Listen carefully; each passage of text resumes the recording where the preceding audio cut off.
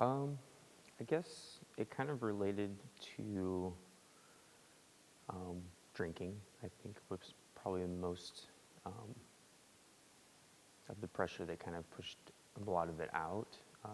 We'd go out and hang out with our friends, and we would have a good time, and then things would escalate to a particular point where someone would be angry or frustrated, and there'd be a lot of lashing verbally.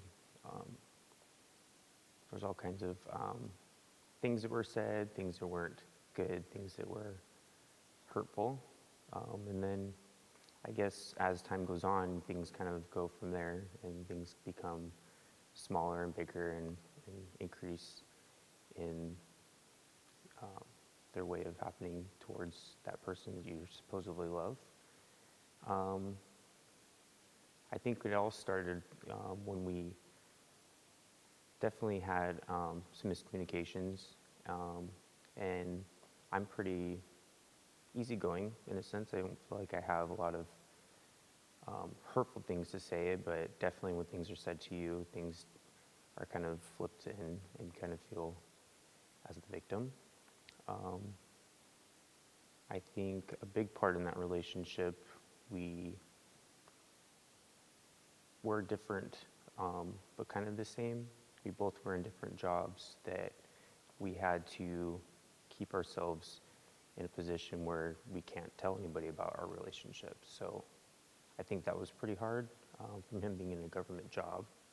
I think that was hard because he couldn't voice or ask other people for their opinions because he never lived here. I didn't have too many friends, so he kind of relied on me to verbally and talk to in any type of situation. So I think when it really escalated was when we were out with some friends and we got into an argument on the way home. And I'm the type of person that if I'm in an uncomfortable situation, I leave it and go on my way, at least until I calm down and come back to my senses and feel like I can talk rationally.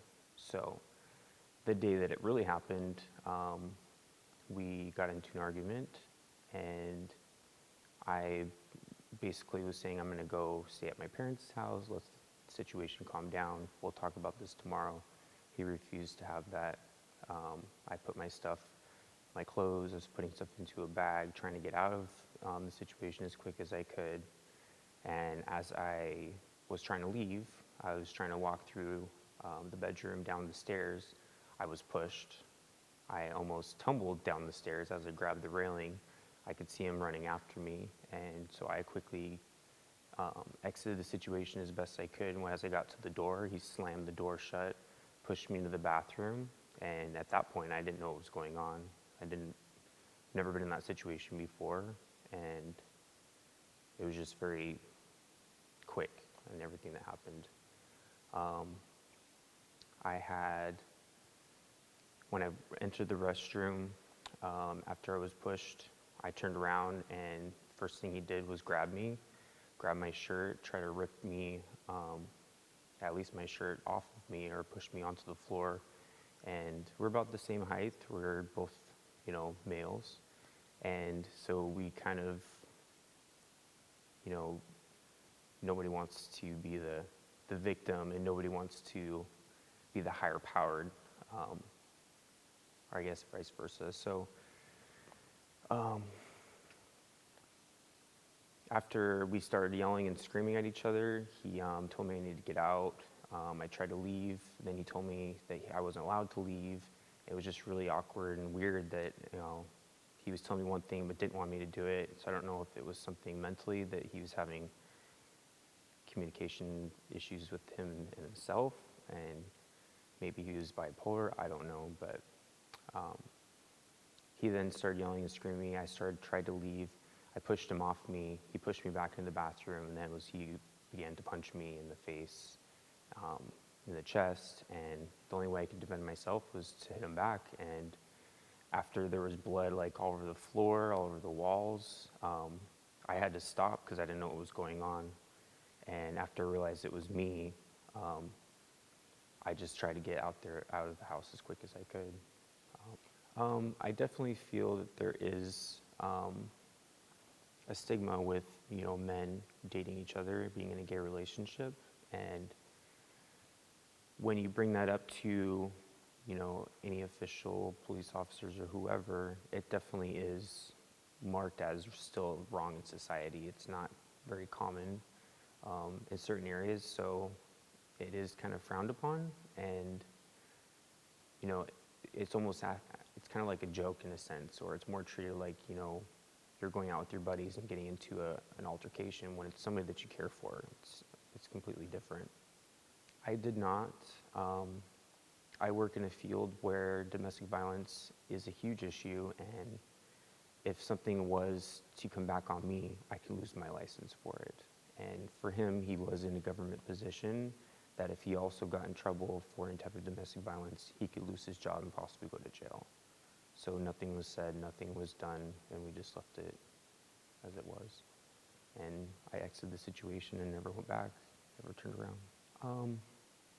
I feel like it's been probably about 3 or 4 years now, and every time I've gotten into a relationship, I've felt it's really hard for me to connect with someone to that level, because I feel like I'm still trying to protect myself, and that I still have those fears that that's going to happen again. It's definitely scarred me in a way that I feel like I can't trust somebody. I can't give everything that I would want to give in a relationship because I'm afraid that I'll get hurt in the long run. I would say the best thing to do is confront any friends that you have, close personal people that are willing to help you get out of the situation, and use those people as a backbone to move you forward into a healthy situation instead of being stuck in a situation where you don't have people to talk to. And, that's usually the case. I feel if you don't have someone to talk to and tell your story to, it's just bottled up and you feel like it's you, and you attack yourself in that situation. I think everyone thinks that we should all live in a perfect world with a perfect house with a white picket fence, and we're always supposed to make things work because of the way we were brought up. I feel like everybody wants true love, and they feel like they can't do better. So whatever we can do to try to make the situation not real and make it a fantasy, I feel like. I feel like everyone tries to live in a fantasy that life is all about what you see on TV, or what's not really the typical relationship. I feel like everyone wants to have, the white picket fence, the house that's, at the end of the corner, or on a cul-de-sac where people, have a family and grow up with their neighbors, and everyone has, that perfect life. And in my situation, it's hard because when you're a gay person, you can't really count on that type of lifestyle. You have to kind of make it what you make with yourself. So in my situation, you have somebody that you bond with, and you try to make your lives as best you can because it's not the normal thing. So you don't really know what the normal thing is. So it's hard for myself to kind of look at my family and say, I want that too, but also my lifestyle is not accepted. So I have to make it the way I want it to be and whatever I'm comfortable with. A lot more first. I've advanced my career. I've counted on myself and tried not to rely on someone in that much in that situation, because we were dependent on each other, and so I've used that as a force to keep going and make myself a stronger, better person.